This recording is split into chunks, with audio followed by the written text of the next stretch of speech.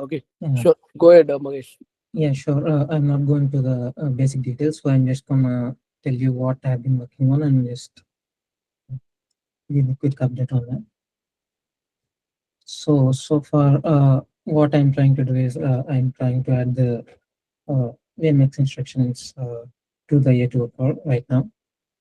So far, what I've done is I have understood the A2O pipeline data flows, and I have created and modified the register file logic.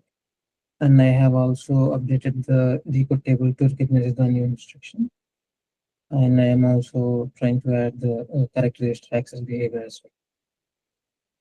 And so these are the steps. So I have done so far. So I just modify the register file and added the new register access patterns and updated the read port and write port logic as well, and ensure that the existing GPS, select the correct register index as well. And then I have also updated the signals on the decode path as well and updated the accessing logic.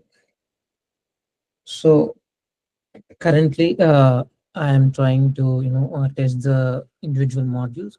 So far, what I have done is that I have created in a individual vector register file. So I have added my register file logic and accessing logic, all of that. And so far, I couldn't find the pre-existing scripts for the validator uh, for the simulations alone. So what I have been doing is that I've been using the ED playground, and I have also my some Questacin license through my college. I have access for a few months. I have been working on my college Linux servers. So I haven't tested the entire A2O core, so I just divided my uh, code into individual modules and just made a standalone simulations of that module alone. And looks like the all of the uh, register file and decode logic is working fine. So I need to create more tests and stress test it, and I need to work on integrations. And then this is sorry, one question. So you've created some new test benches to do this? Yeah, just for the vector register file module alone. Just a simple Right. test. So I think those test benches are probably very helpful to also share. So I would bring them into this structure that Sanket just showed, so people can find the test benches, because that's probably very useful. Yeah. Yeah, sure, Peter. I'll do that. Yeah, thank you. Great. I mean, I'm still working on updating them. No, so I understand, but just finding stuff and knowing where it is, I think is important, right? Yeah, sure. Yeah. Thank you. Yeah, sure. And then this is like a simple plan or kind of checkpoints I've been placed myself to get the progress. Keep the progress recorded. So this is like the phase one. You just need to decide exactly what subset to implement first. So what I have decided is to work on the logical subset of the VMX registers first. So like simple VR and VI and things, instructions like that. So after adding those logical instructions, I think we can move on to the rest of the instructions as well. And then and sorry, to if you could go one back. So I imagine that those instruction categories that you have here, right?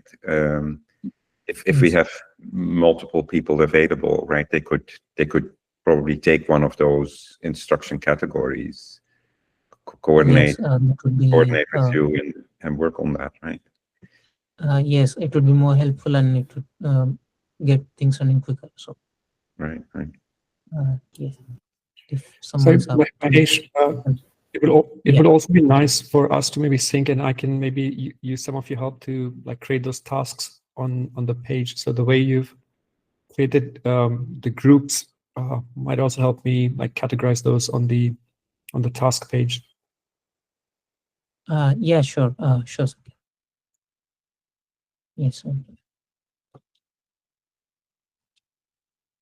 And then, as I told you earlier, I just picked the VR, VXR, and VR subject. So right now, I'm just working on the VR instruction.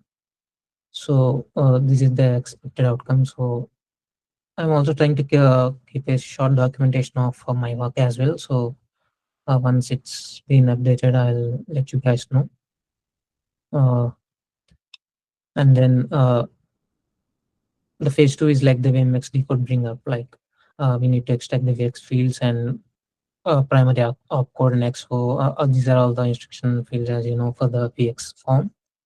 So as we all know, the primary opcode for the VMX is 4, and the XO is different for each for every instruction of the VMX. And we also need to indicate the VD, VA, VB register. So decoding these specific fields is, is pretty important. And for V or the specific value is that 1220. This is a hex value. And then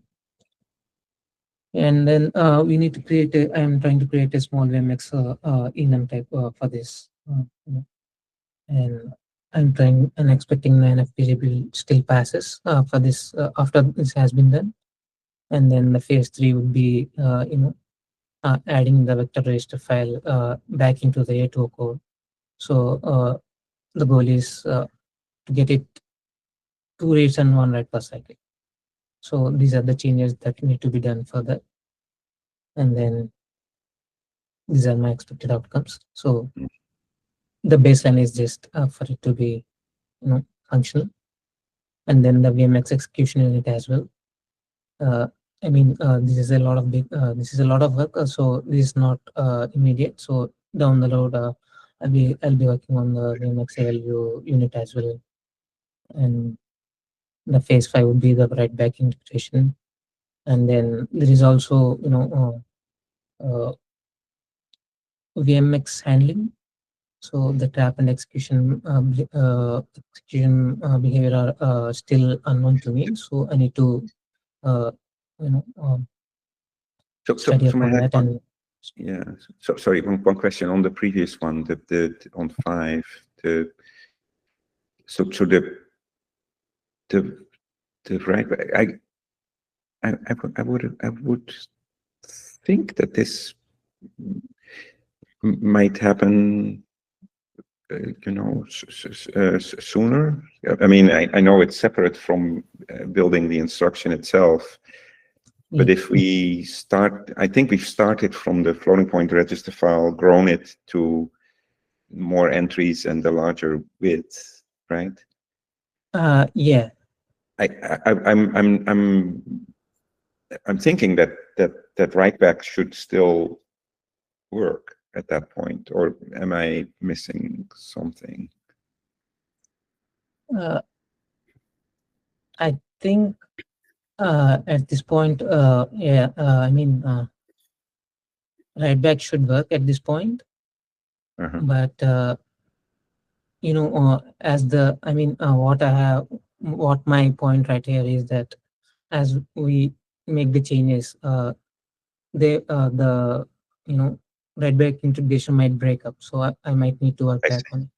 Yeah, So no, of course, that's the decode tables have to be So properly that's updated and everything, right? I do understand that, but the data path, I would imagine, kind of exists. I mean, there is one kind of important decision that maybe you've already made, which is the if you look in the decode tables, it's probably the second decode table, and you can see this when you look at my new opcode introduction example that I did right in the with the RD stuff.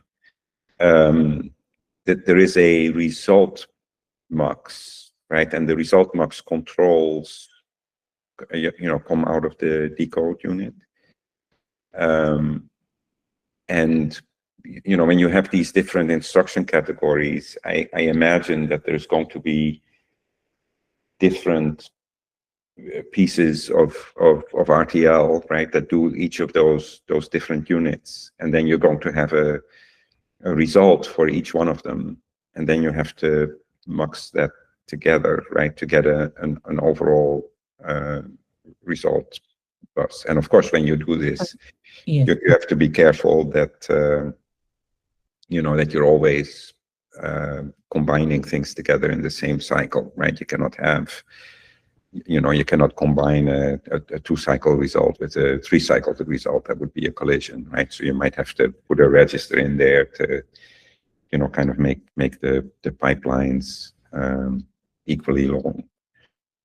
But that's I think a fairly early design decision that you're going to want to make, so that people who are working on the different units, kind of have a shell of a unit to work within. So I give that a little bit of thought, right? So you previously had a list of a handful of different groups of functions. Yes. Right? You may want to introduce a unit for each of them, introduce the muxing structure within the RTL, and then make a decision about how many cycles it should be, right? And then I think people who would work on a particular kind of function have can just take that VHDL framework, right, and start working inside of it. Yeah, and I wouldn't wait too long to do that, because if everybody sort of chooses their own way to make a unit, then it's going to be a little difficult to integrate later on. Okay, yeah, I'll look back into it. So I'll make that. I'll make the same. Yeah, thanks. Sure. And next, after adding the VR or the logical subsets, we need to expand the VMX instruction coverage as well to all of these instructions. And that would be the phase 7. And after that comes the VSX registration, because VSX depends on VMX. So implementing VMX first makes sense. So after that, we need to scale up. It's more complicated than VMX, right? So that's going to be a huge work on that. That's going to be phase 8. So after completing all this, we need to prove the correctness of the design, and testing is the final phase. So we need to build the test suites for all of these VMX and VSX instructions. So